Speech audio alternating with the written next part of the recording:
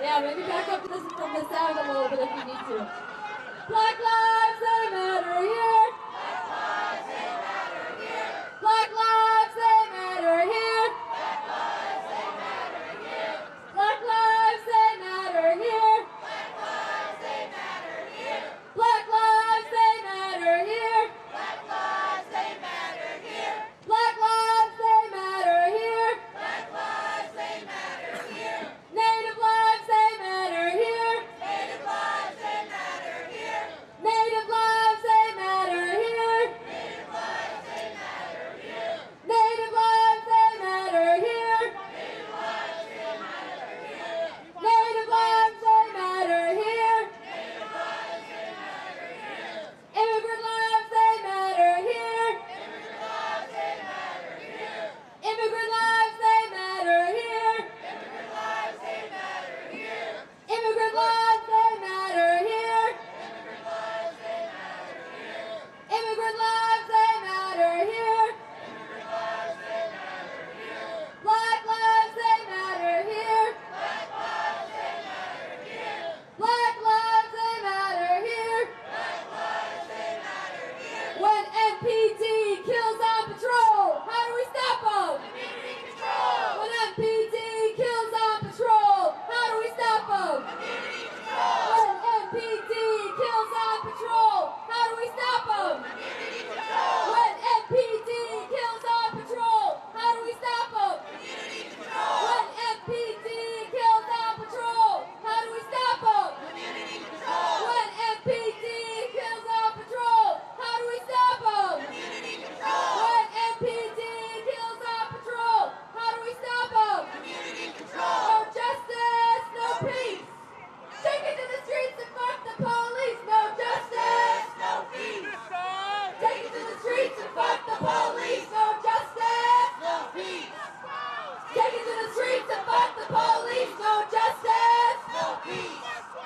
Take it to the streets and fuck the police. No justice, no peace. Take it to the streets and fuck the police. No justice, no peace. Take it to the streets and fuck the police. No justice, no peace.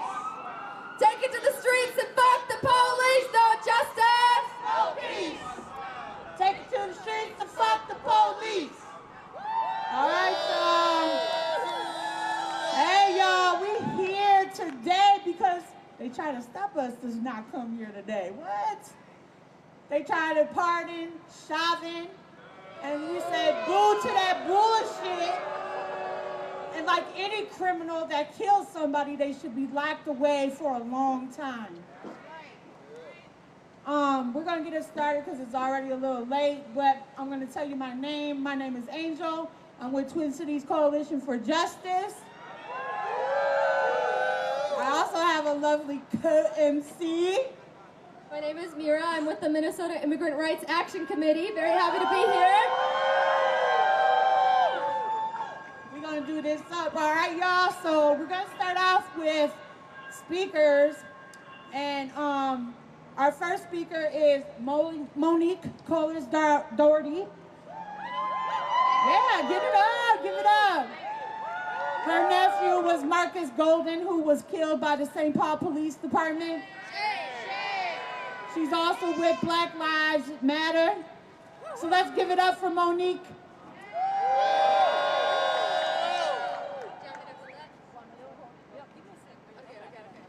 We got to give her a second. She's fashionably working. I'm good. Had a little scare. First, thank you all for coming out. It is so important that we continue to stand up and counter all the actions that are happening from the White House and Donald Trump's administration. And today was the day that it had been predicted that Donald Trump would pardon Derek Chauvin for the federal charges from when he murdered George Floyd. So we knew that it was important for us to stand up against that type of hatred. And we see that Donald Trump continues to overturn laws, has no regard for the Constitution or the rule of law. And this is affecting so many people. So this event was written in solidarity with all those different people and situations that are being impacted by his administration, by capitalism, by white supremacy, by hatred, by misogyny, and so many other things. So today also happens to be Malcolm X's birthday. And he would be 100 years old today. And it's important that we acknowledge the voice of such a revolutionary on this day. So I want to read a quote. My eyes aren't the best, so stick with me. But it's so important because the words that he was speaking in his life still resound today. They are still applicable. Everything it was saying, and it really sounds like not only have we made progress, but now we are moving backwards. So this is a quote from the Honorable,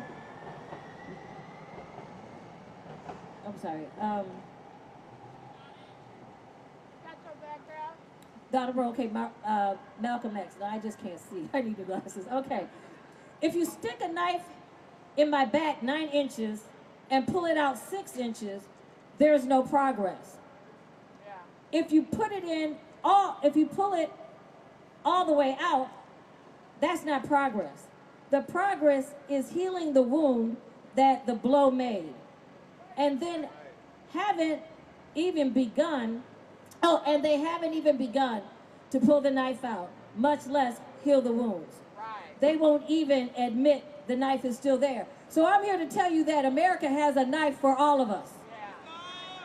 That this administration has taken the knife that has been in the backs of enslaved African people, that was in their descendants, that has been in people of color, that was put in the indigenous people's back, and it has been multiplied. And now what we see in this administration, there's a knife for the veterans. He is taking away rights for the veterans. He's taking away the veterans' history. There is a knife for women. He is taking away the women's right to choose and make decisions about their own health care. That's a knife for women. He's trying to take away women's right to vote. That's another knife. He's taking away the rights of so many people. And it's a knife, and so many people that were comfortable. They've gotten a knife from Donald Trump and his administration. It might be the ranchers in North Dakota who voted for him. They got a knife in their back. It's the union workers who stood up and voted and supported and endorsed Donald Trump. They got a knife in their back. It's the Walmart family who contributed millions across Republican, I'm so sorry, that train kind of threw me off. He also had a knife for Walmart, and the Walmart family contributed millions of dollars across multiple Republican elections across the country, as well as down the back. Well, Walmart, they recently got a knife in their back. He told them to suck it up and take the tariff and the cost increase. He told them to suck it up. You don't need to raise the prices. So they supported him. They got a knife in their back too. So at what point do people really begin to wake up and see that we do have some real problems here? Like Malcolm X talked about, if you don't even acknowledge that there's a knife in my back, there is no progress. And that's what this administration is doing by trying to roll back DEI across the country for different businesses and companies. It's a knife in the back. And so we're here to say we're not taking it anymore. And that's why we have to continue to stand up. That means this is solidarity work. So it means if I see a knife in your back, then I have to help you heal. I have to help you recover. That's what solidarity looks like. So we can't just say, okay, the charges are going to be dropped, the federal charges against Derek Chauvin. Yeah, that's a knife in our back, but it's also, more importantly, it's a knife in the back of George Floyd. He is already dead, and he's being murdered again with another knife. So we just have to say no more. This man is stabbing the American people. He is stabbing the immigrants. He is stabbing the poor. He is taking away grants. He is putting a knife in the back of the federal workers who lost their jobs. He is putting a knife in the back of those who work for the federal parks. He's putting a knife in the back of Black history by attacking and taking away funding from the Black Smithsonian, the African American History Museum. And he's attacking people all across the land. There's just a very few people who will not be impacted by this. It's the oligarchs. It's those with the most wealthiest and those who do not cross Donald Trump. So we have to say no. That's right. We have to say no to white supremacy. We have to say no to this behavior. Hell no. That's continuing to happen. We have to say no when we say, hey, he's freeing the people from January 6th, but yet we see our brothers and sisters who are still in prison following Amy Klobuchar's reign of terror, where she increased the mass incarceration rate by 600%. So the wrong people are being freed, when it's really the people running these ratchet corporations in this government who need to be held accountable and put in the prisons in their place. Thank you all. Give it up for Monique, y'all. No Trump, no KKK, no racist USA. No Trump, no KKK, no racist USA. No Trump, no KKK, no racist USA. No Trump, no KKK, no racist USA. Just like Monique said, we've all got a knife in our back under the Trump presidency, and we cannot leave each other behind. That is why we stand in solidarity with all movements, no matter which injustice we are fighting. And so next we're going to be hearing from Bao from the Minnesota Abortion Action Committee. Please give it up for Bao!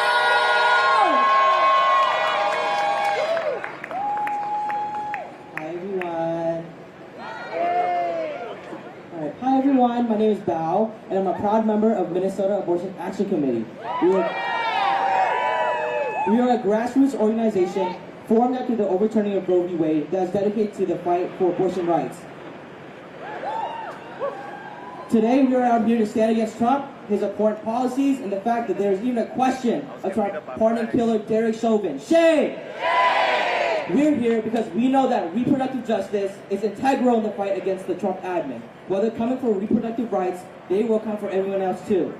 Shame! The term reproductive justice was first coined in 1994 by a group of black feminists who understood the mainstream women's movement of the past had been dominated by white and middle-class women and were never a safe place for people of color to fight the specific obstacles that they face in getting their needs met. By reproductive justice, they meant the freedom to have a child, to not have a child, to raise children in safe and healthy communities.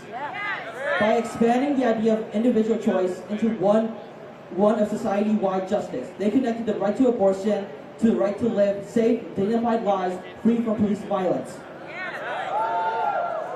Black and brown lives have been most harmed by anti-abortion policies, but they also have been at the forefront of fighting for them. Since its inception, reproductive justice has been in solidarity with racial justice, and it's important to understand this history because it moves us to continue working in solidarity with all people's movements for justice. There are fears of a total abortion ban has not yet come to pass. The Trump admin has made it clear that it will continue its attacks on abortions. Shame! It's not a matter of if, but of when, and we cannot wait for a total abortion ban to fight back. When the time comes, we must stand up and defend the right to legal abortion. But we also have to act now. Because of our government's failure to protect our rights, we have stories like Amber and Nicole Thurman, Candy Miller, and countless other people who have died for no good reason. Shame! We have stories like Adriana Smith, a black woman in Georgia whose body is being kept alive right now against the wishes of her family. Because she happened to be 8 weeks pregnant when she had a medical emergency that left her brain dead. Can someone say shame? Shame! These laws are only continuing an American legacy of stripping black women of their bodily autonomy, valuing them only for their ability to reproduce. Shame! Adriana and her family should never have to endure this level of suffering. It's important that this has been allowed to happen. Clearly, black and brown women suffer the most under these anti-abortion policies and have to fight a battle on two fronts: to keep their communities and families safe from police violence, and to stay alive in a hostile environment for reproductive care. We cannot stay silent while right in front of our eyes, people are being forced into horrible conditions because of these pro-life politicians. Shame! Nothing is pro-life about forcing a person's body to keep going for months and months while their family begs them to just let them pass. Shame! Shame! The lawmakers who want to fill our streets with police and deport every immigrant want to end all access to abortion care too. Shame! Shame! But instead of allowing that to divide or discourage us, we must use it to find solidarity. Reproductive justice also means fighting for a world that we want our children to live in if we so choose. That means fighting against all harm being done to marginalized communities and fighting for better life conditions for every person. The Trump regime is coming for us all, and we must combat his administration with solidarity. Solidarity terrifies the establishment because it allows movements to join together and stand up to our oppression. We must continue to be in the streets to defend reproductive health care, immigrants, black and brown lives, and all struggles for justice. I'm going to do the chant. Just repeat after me. Together we stand. Together we stand. Together we fall. Together we fall. Together we shout. Together we shout. Freedom for all. Freedom for all. Thank you.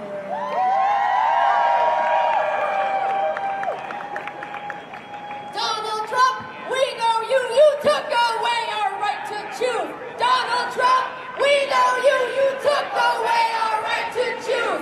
Donald Trump, we know you. Took away our right to choose. Donald Trump, we know you. Took away our right to choose. All right. So our next speaker is James Gates with Twin Cities Coalition for Justice. Let's give it up for James.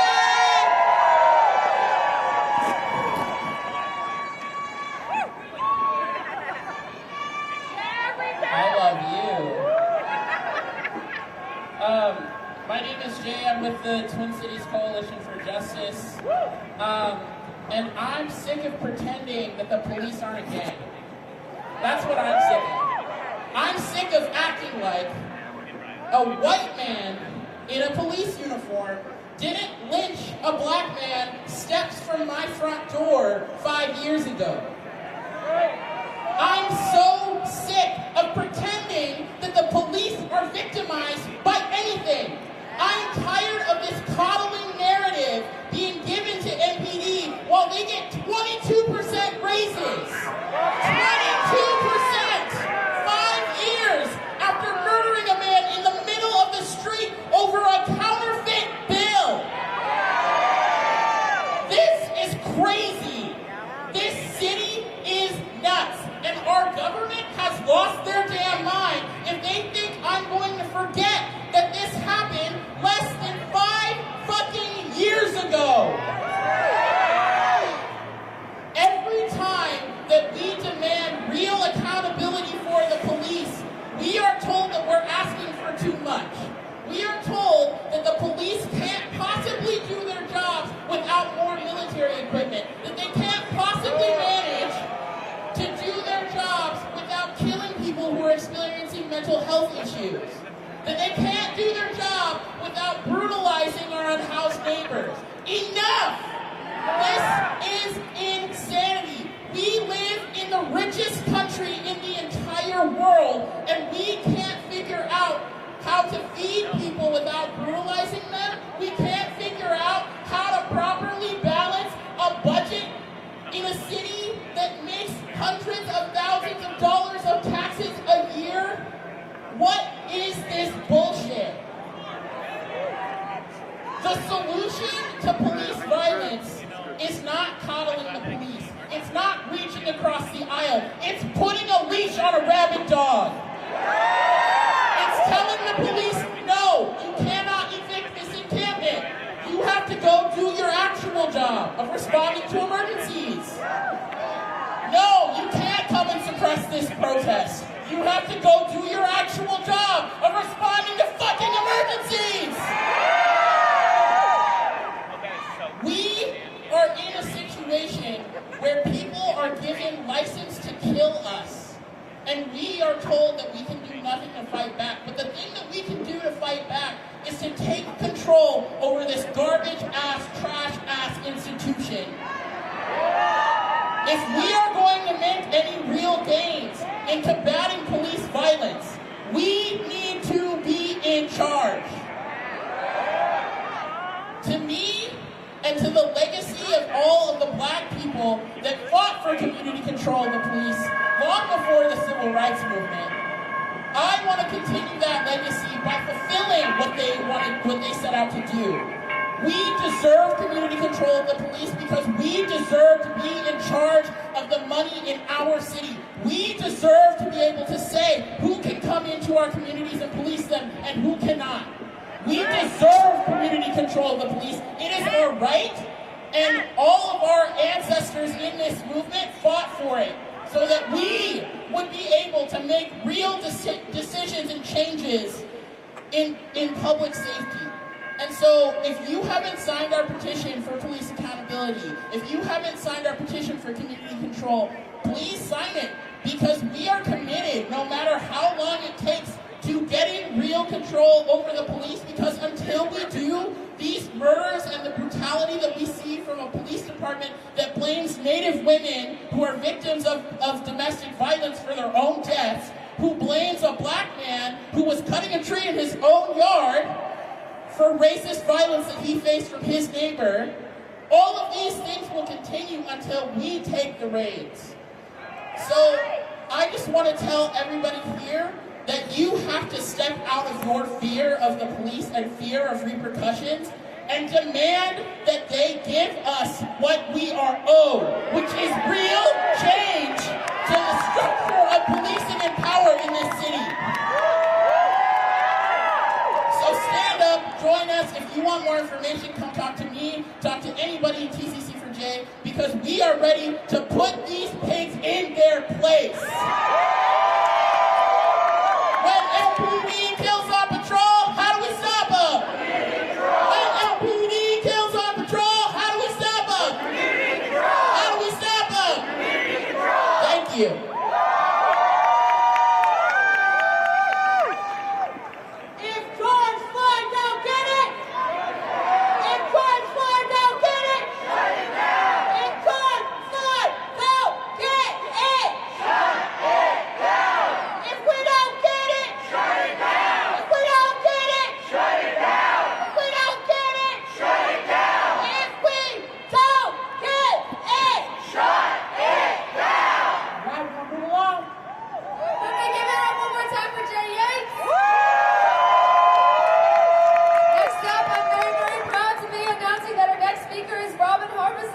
From the Minnesota Immigrant Action Committee!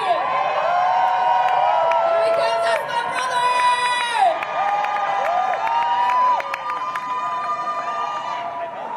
Not ready. Okay. Hold on. When MPD kills on patrol, how do we stop them? When MPD kills on patrol, how do we stop them? Alright, so my name is Robin. Maybe some of you have heard my name by now. But MIRAC, more importantly, is the Minnesota Immigrant Rights Action Committee. We fight for legalization for all, not just in Minnesota, but across the whole country. We fight for end to all deportations and to demand a stop to all mass deportations. So I've been on the street with all of you for grassroots, for Black Lives, since essentially right after George Floyd's murder. I was living in Chicago at the time he was murdered.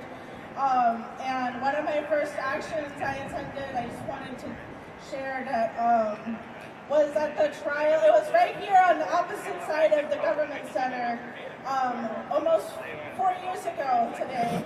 The trial of Amir Locke his murder was happening in this building 4 years ago, and during the protest, which I think was with Communities United Against Police Brutality and Twin Cities Coalition for Justice, a car tried to run through the protest. Shame! Shame! But I was with my friends in SDS. I was with Mira. I was with Annie. And because of them, we didn't get hit by a car. They pushed us out of the way. I felt Annie and Mira and Merlin push me out of the way because of what someone was trying to do to us for just standing for Black lives. Shame!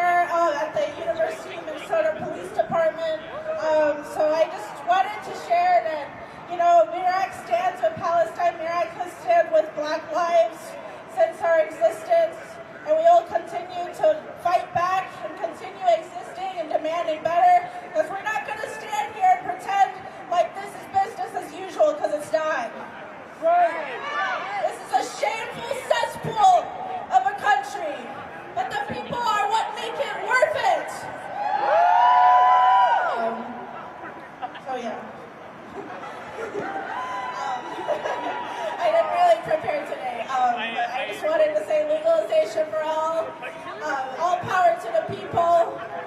And Trump is trying to erase everybody's history of resistance, and it doesn't matter how long the administration tries or how much effort they think they're putting in, because they're not doing nearly a fraction of what we're doing right now. They will never succeed in their goal, and we will out-organize them. When Trump says get back, we say fight back. When Trump says get back, we say fight back. When Trump says get back, we say fight back. Fight back. Fight back. Fight back. Fight back. Thank you. Okay, everyone repeat after me. No one is illegal. No one is illegal. All power to the people. Okay, we gotta fix that rhythm. Come on, let's get with it, guys. No one is illegal. All power to the people. No one is illegal. All power to the people. No one is illegal. All power to the people. No one is illegal. All power to the people. All right, so we have Rebecca with Indivisible Twin Cities. Is Rebecca here?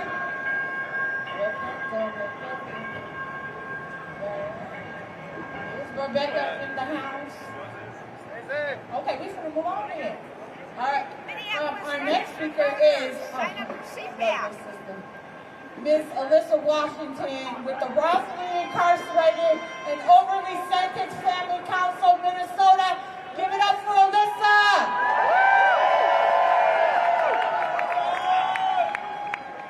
Hello, good people. I know some of y'all know me, but my name is Alyssa Washington. I'm the founder of the Wrongfully Incarcerated Over-Sentenced Family Council. I'm also the fiance of Cornelius Jackson, a man who's been wrongfully incarcerated for the last 19 years here in Minnesota. Free court! We are gathered here on this plaza right in the heart of the city, on stolen Dakota land, because we refuse to be silent while white supremacy, injustice, and corruption run rampant from the courthouse to the White House. That's right. We are here to say enough is enough.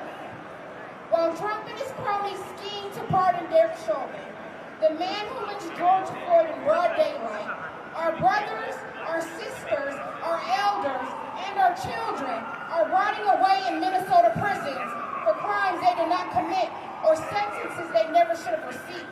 That's right. Let me be clear. We are fighting to free the wrongfully convicted and the over-sentenced, because the same system that protected Chauvin for years is the same one that buried our people under for decades. Yes. Even life for the slightest accusation. The same system that racially profiles, over-polices, and criminalizes poverty. The same system that incentivizes lies, coerces confessions, and silences truth to protect the power. Cornelius Jackson, Nico Redding, and countless others. Their names may not be trendy, but they are just as important as any headline, y'all. Yes. We are fighting for them because Trump isn't just trying to erase history. He's trying to rewrite it to favor cops, corporations, and white nationalists while striping away protections for immigrants, LGBTQ+ people, women, veterans, disabled folks, and our Black, brown, and indigenous families. That's right. Shame! And as we fight for justice behind the walls, let's not forget Allison Lucia, a Native woman murdered in cold blood, and yet the man responsible walks free. Well, he's not free, he's in prison, but they have him locked up for not killing Allison for something else. And Mary Martin, the Hennepin County prosecutor, told us and Allison's family that hopefully he confesses to jailhouse informant, and then they can lock him up on charges for Allison. That's a shame, y'all. Shame. A damn shame. Her murder matters. And the system's refusal to act proves that injustice doesn't just live in the past. It's happening right now. They want to talk about pardons.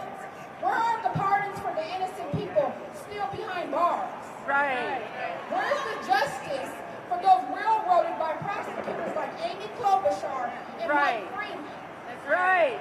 Who built their careers on locking up black and brown youth without evidence. Did y'all know that? Yes. Let's be real. This isn't just about Trump. This is about a system that was built to cage us, silence us, and erase us. But guess what? We are still here, and we are not afraid. I know I'm not afraid. Are y'all afraid? I'm not afraid. We demand freedom. We demand accountability. We demand investment in our people, not prisons.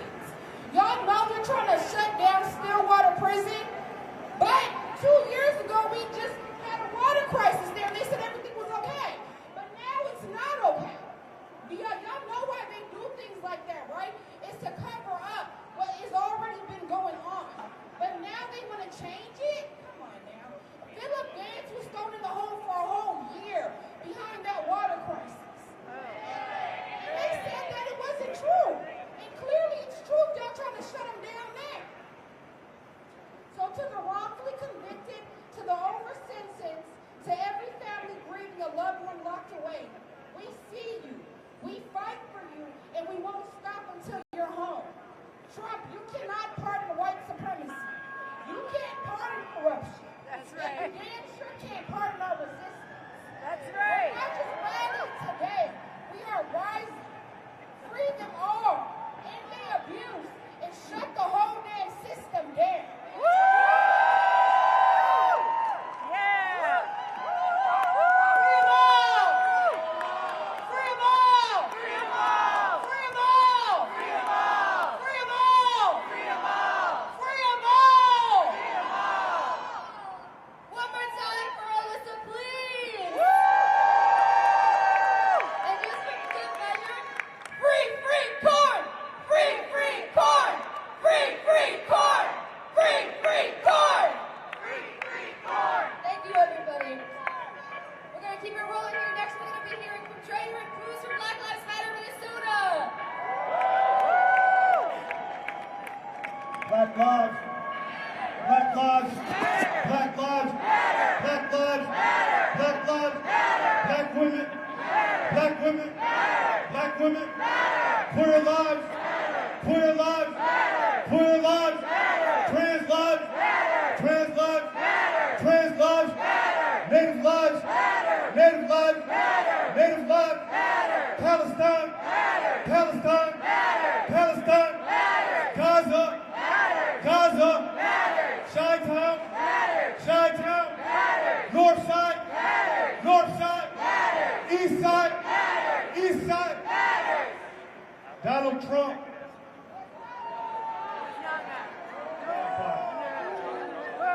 Donald Trump said that he would stop the war on Russia before he was elected in office. Today he met with Vladimir Putin, and the war is still going on. Donald Trump said that he would end the war in Gaza or in Palestine, and the war is still going on. Donald Trump said that he would stop inflation and make the economy better, but inflation is still on the rise.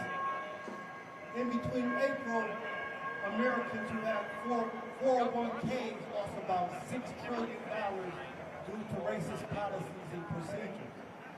Somebody say that ain't right.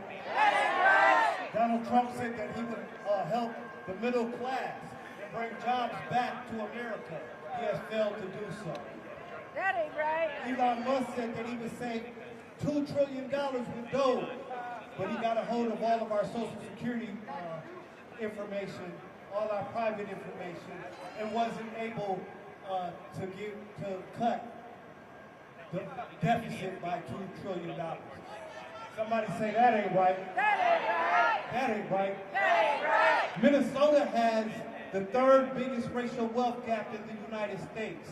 That ain't right! And on April 4th, we were denied a reparations hearing here in this Minnesota State Capitol.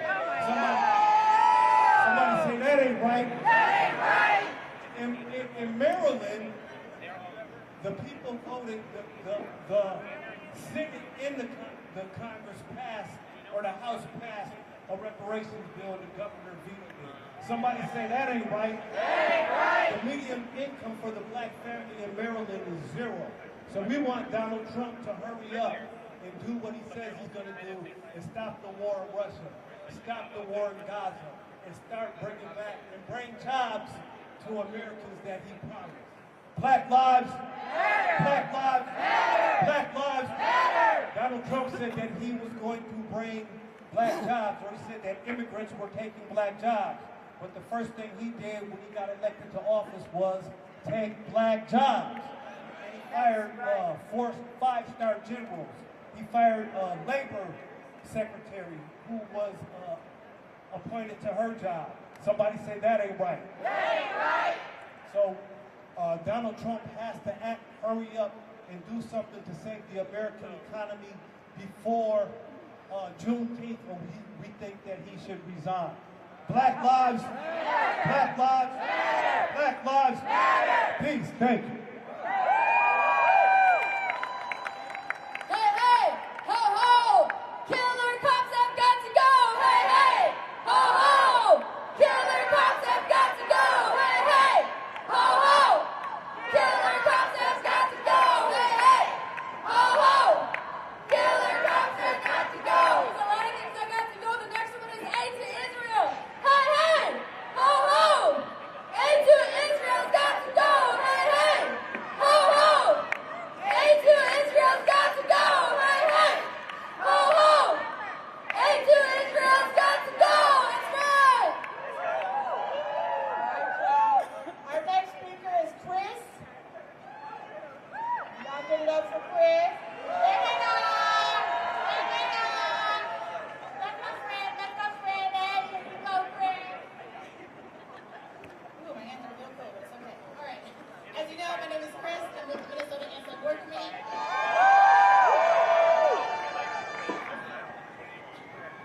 So, what we're seeing and standing against today comes as no surprise to many of us. A country founded on racism, slavery, blood, and genocide has only those things in its bag of tricks.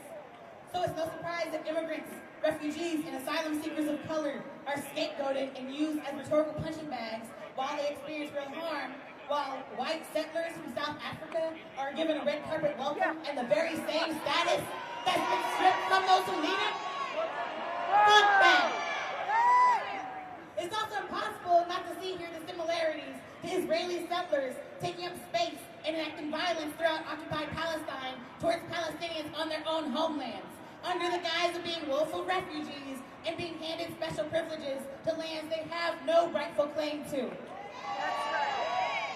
And for the U.S., a country that has allowed year after year to pass by with the horrific rate of civilian deaths by police, while also failing and outright refusing to hold those cops accountable, violence towards the oppressed is something that is just par for the course.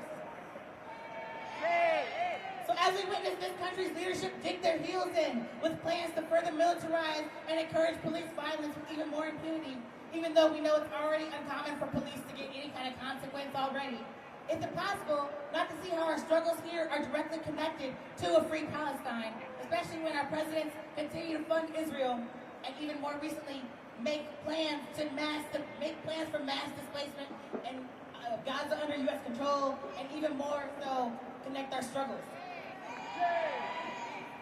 So it's impossible, again, to say you are against police brutality and watch students and protesters across the globe be brutalized by armed forces, or watch as IOF soldiers kill and maim children as civilians and even protect settlers as they harm civilians. The oppressor that shoots fleeing civilians is the same, whether they wear a U.S. police uniform or an IOF uniform. It is the same entity that escalates violence against the people of Palestine over and over again, even this past weekend, as the world mourns and commemorates the anniversary of the Nakba, all on our dime while ramping up oppression here at home.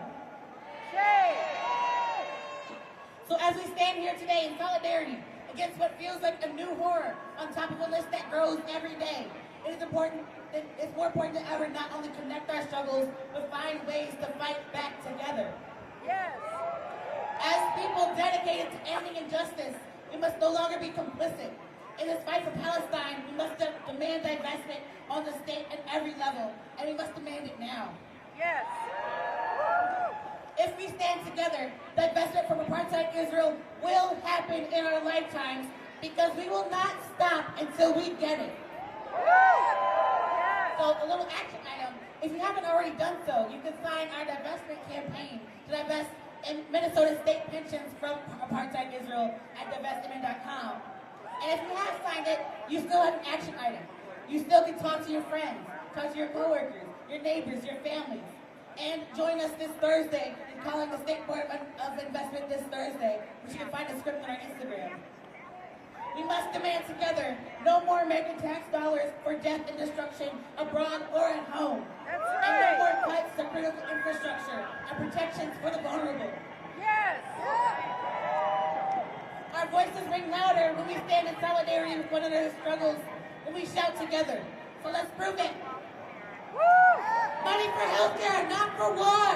Money for healthcare, not for war. Money for schools, not for war. Money for schools, not for war. Money for housing, not for war. Money for housing, not for war.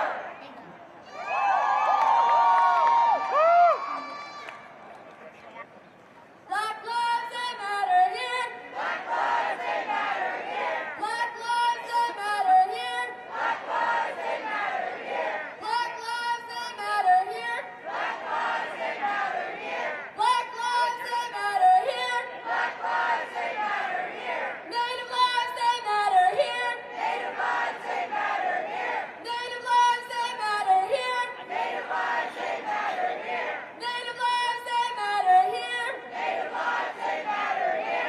Native lives, they matter here. Native lives, they matter here. All right, give it up one more time for Chris. All right, I have the auntie of Jana Lucia, or I'm sorry, Ellison Lucia, excuse me, y'all. Her name is Jana, and she's going to come up and say a few words. I'm going to keep it going, all right? Give her a big hand, though.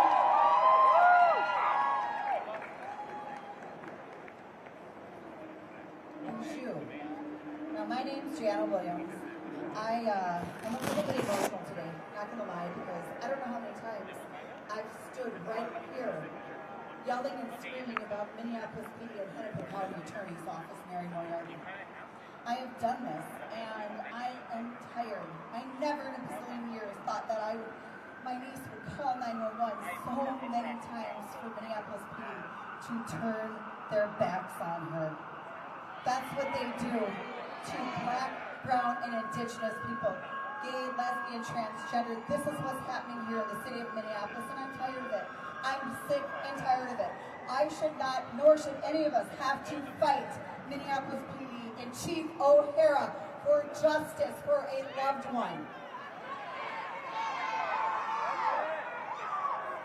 But yet we have to. There's a bigger picture here. I know I keep on talking about this, but when we're talking about Minneapolis PD, because what we have to do is we are fighting the biggest fucking gang on earth, and that is Minneapolis PD. What you guys don't know, Global Rights for Women, I keep on talking about this, came in and investigated Minneapolis PD from 2017 to 2022. You know what, when we start talking about George Floyd, right, and then his murder, let's just talk about what these idiots did prior to this. They came in and Global Rights for Women investigated them for 5 years, rode along with them for 5 years. So when anybody is talking to any single one of us and saying this is after George Floyd that Minneapolis PD screwed up so bad, it happened long before this. This task force rode along with them for 5 years and they documented this stuff. And they said among the 70 countries in the world, Minneapolis PD is the worst at violating victims' rights. Oh, yeah. Shame on you. Shame on you, Chief O'Hara. Yes. Charge Chuck Boss. Charge Chuck Boss. Charge Chuck Boss. Thank you for standing with me. Thank you for allowing me to speak, and thank you for listening to this story. I'm going to say, justice is our demand. No peace on stolen land. Justice is our demand. No peace on stolen land. Justice is our demand. No peace on stolen land.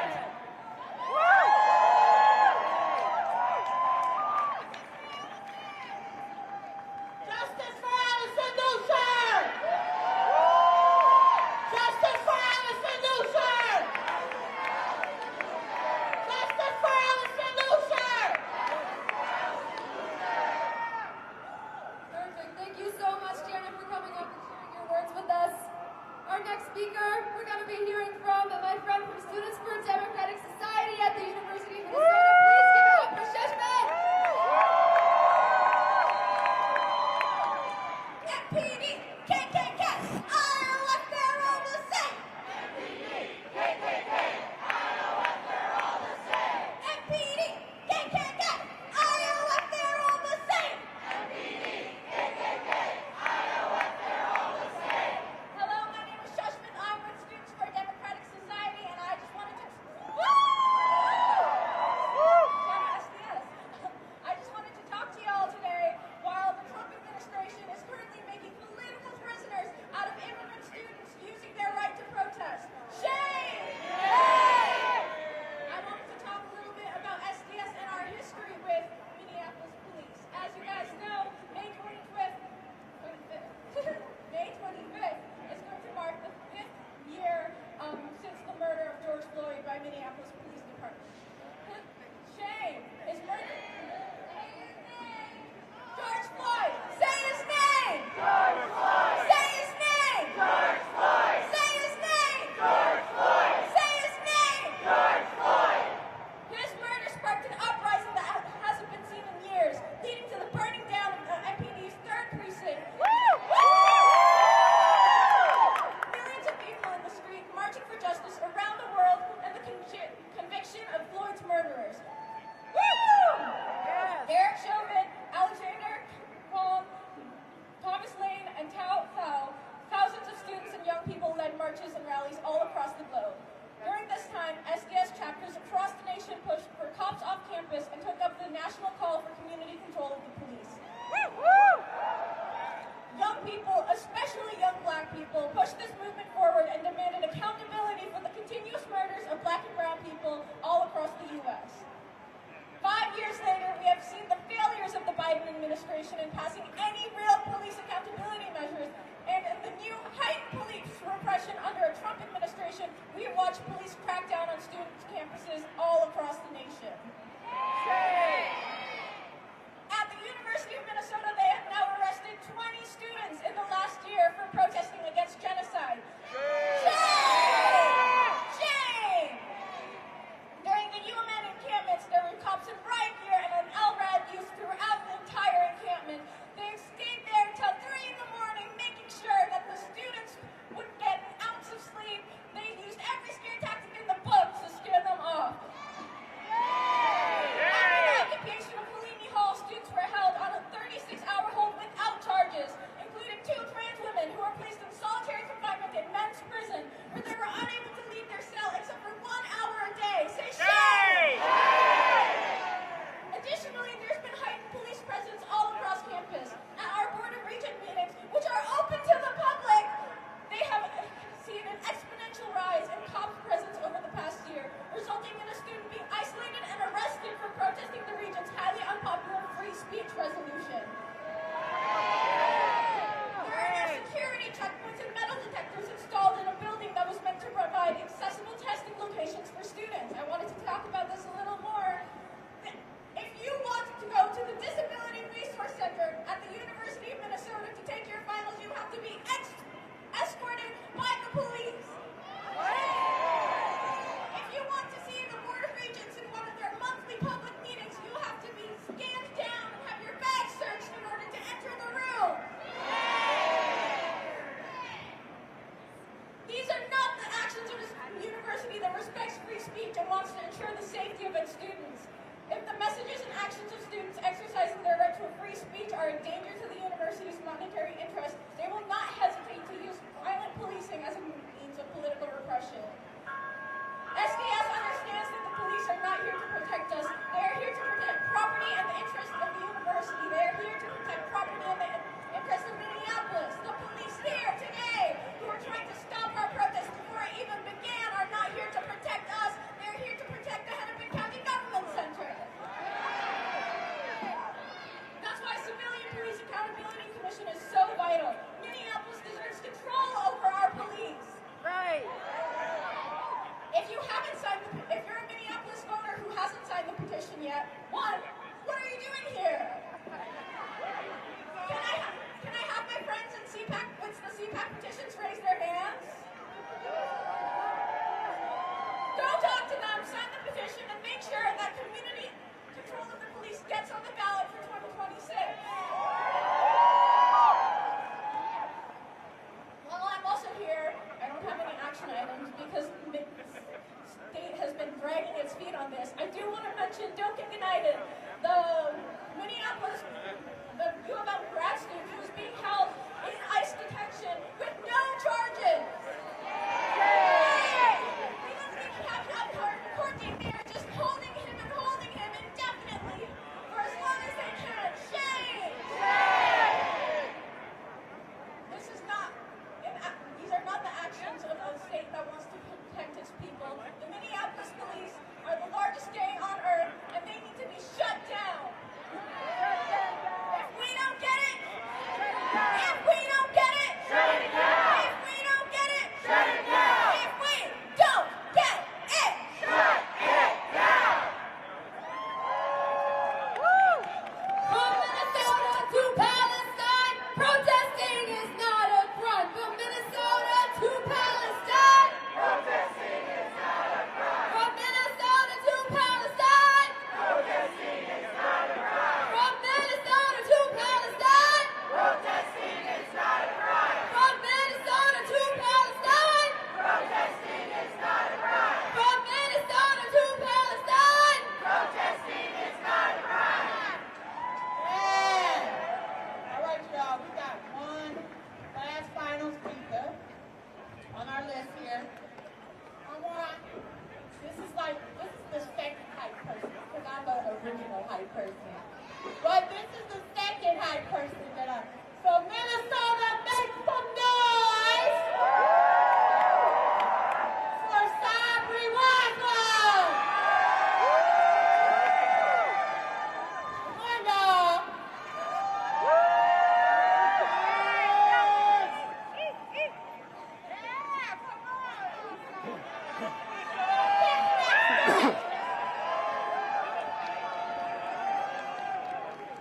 Minnesota, make some noise!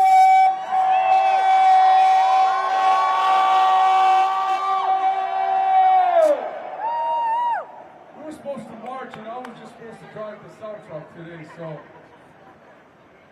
anyways, like so many of the amazing speakers that spoke before me, and every single one of them already said, so there's not really much more need to say other than just a reminder of what they all said. It didn't start with George Floyd. Like, let that sink in. Like, that's the sad thing, is we keep bringing up George Floyd. Black people in this country have been suffering through atrocities for 500 years. The natives have been suffering for over 500 years. You don't have to be black to feel their suffering. You don't have to be a native to feel their suffering. Do you know that they had contests? People did bring their families out.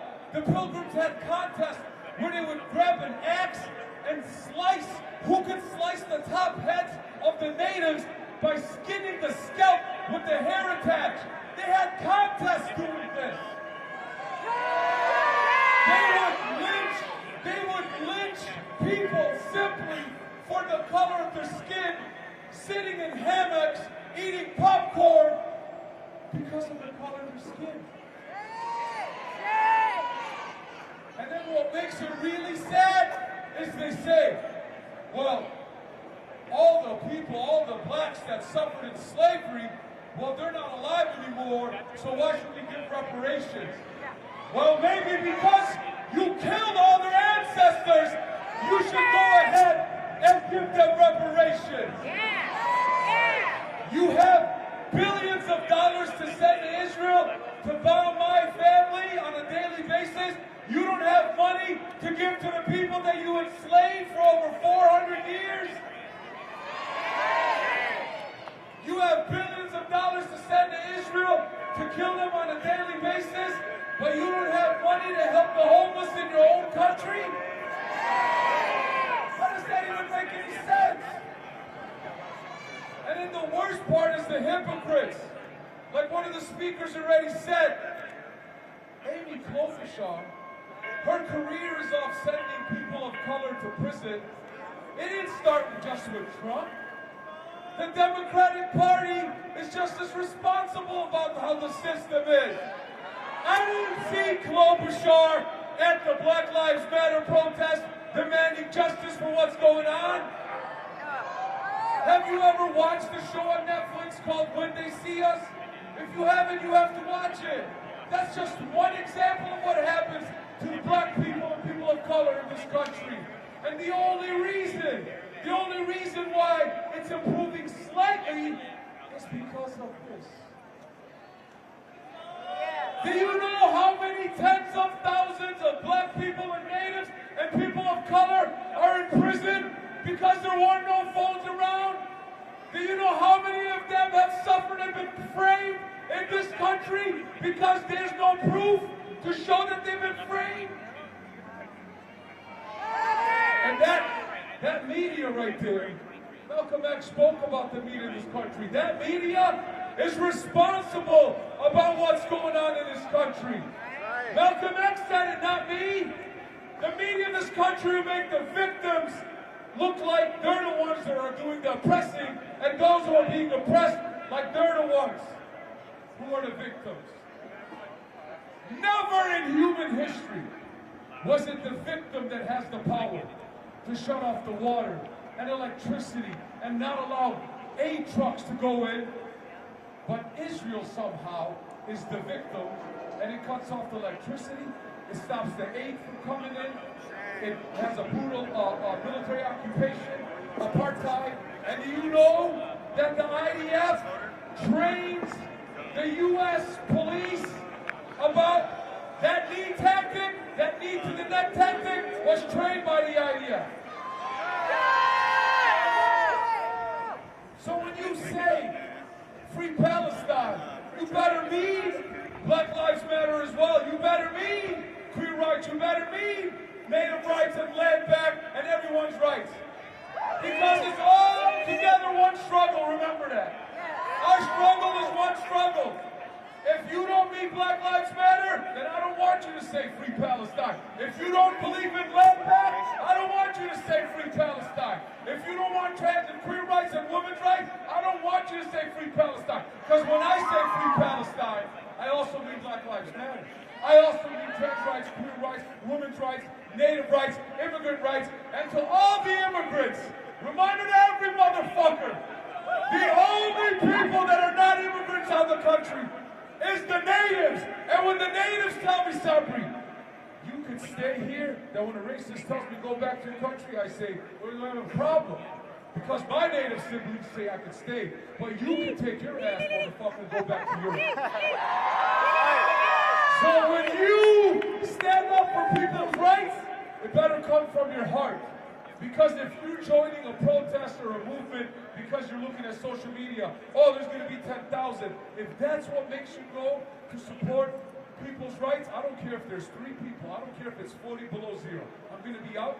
I'm going to be in my shorts because I'm going to always stand with every single one of you. Every single one of you. Every single one of you. Anytime you need someone there for you, I don't care if it's 4 a.m., 5 a.m., 12 a.m., I will be there for you to stand for you because our struggle is one struggle. So don't you forget that.